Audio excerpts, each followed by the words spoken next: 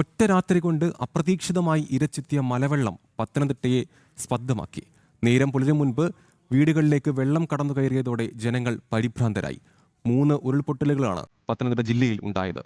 റാന്നി മേഖലയിലാണ് മഴ ഏറ്റവുമധികം ദുരിതം വിതച്ചത്.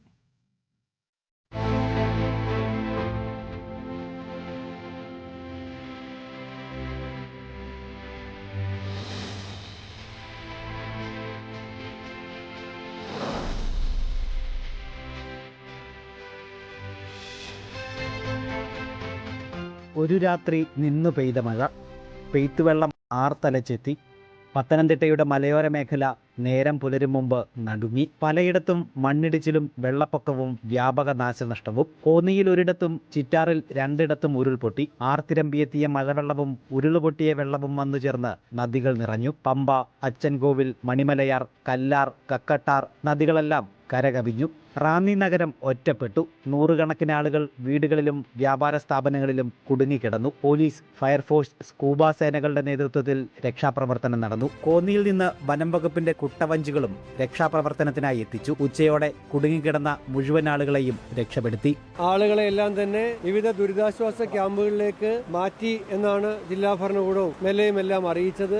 ഇനിയും നദിയിലെ ജലനിരപ്പ് ഉയരാനുള്ള സാധ്യതയുണ്ട്. റെഡ് അലർട്ടിൽ നിൽക്കുകയാണ്. മഴ ഈ പ്രദേശത്ത് ഇപ്പോൾ വളരെ കനത്ത മഴ പെയ്യുകയാണ്. ഇതോടൊപ്പം തന്നെ താഴോട്ട് ആറന്മുളയിലും കൂടുതൽ ബോട്ടുകളും മറ്റ് സൗകര്യങ്ങളും എത്തിച്ചിട്ടുണ്ട്. ഇനി കൂടുതൽ ബോട്ടുകൾ എത്തിക്കാൻ വേണ്ടിയിട്ട് സമീപ ജില്ലകളിൽ നിന്നും കൊണ്ടുവരാൻ വേണ്ടിയിട്ട് ശ്രമിക്കുകയാണ്. കോന്നി, കോട്ടാങ്ങൽ, തണ്ണിത്തോട്, തേക്കുതോട്, ചിറ്റാറ്, മണിയാറ് തുടങ്ങി നിരവധി പ്രദേശങ്ങളിൽ വെള്ളം കയറി. ഉച്ചയോടെ പമ്പ കരകവിഞ്ഞത് മൂലം ആറന്മുള പ്രദേശത്ത് കനത്ത വെള്ളക്കെട്ടുണ്ടായി. ആറന്മുള ക്ഷേത്രത്തിന്റെ പരിസര പ്രദേശങ്ങളെല്ലാം വെള്ളത്താൽ ചുറ്റപ്പെട്ടു. റാന്നിയിലെ വെള്ളം മുഴുവൻ ഒഴുകി പോകേണ്ടത് പമ്പയാറ്റിലൂടെയാണ്. അത് ആദ്യം കരകവിഞ്ഞൊഴുകുന്നത് ആറന്മുളയിലൂടെയാണ്.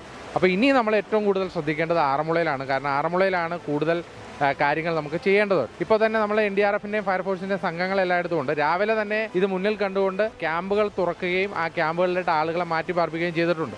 വള്ളസദ്യ ചടങ്ങുമായി ബന്ധപ്പെട്ട് പള്ളിയോടങ്ങൾക്ക് പമ്പയിൽ ഇറങ്ങാൻ വിലക്കേർപ്പെടുത്തി. നിറപുത്തരി ചടങ്ങുകൾക്ക് വേണ്ടി ശബരിമല ക്ഷേത്രനട നാളെ തുറക്കുന്നുണ്ട്. ശബരിമല യാത്രയ്ക്ക് നിലവിൽ വിലക്കേർപ്പെടുത്തിയിട്ടില്ല. ആങ്ങമൊഴി വഴി ഗവിയിലേക്കുള്ള യാത്രയ്ക്ക് അറിയിപ്പുണ്ടാകുന്നതുവരെ നിരോധനം ഏർപ്പെടുത്തി. ജില്ലയിലെ വിനോദസഞ്ചാര കേന്ദ്രങ്ങളെല്ലാം അടച്ചിരിക്കുകയാണ്.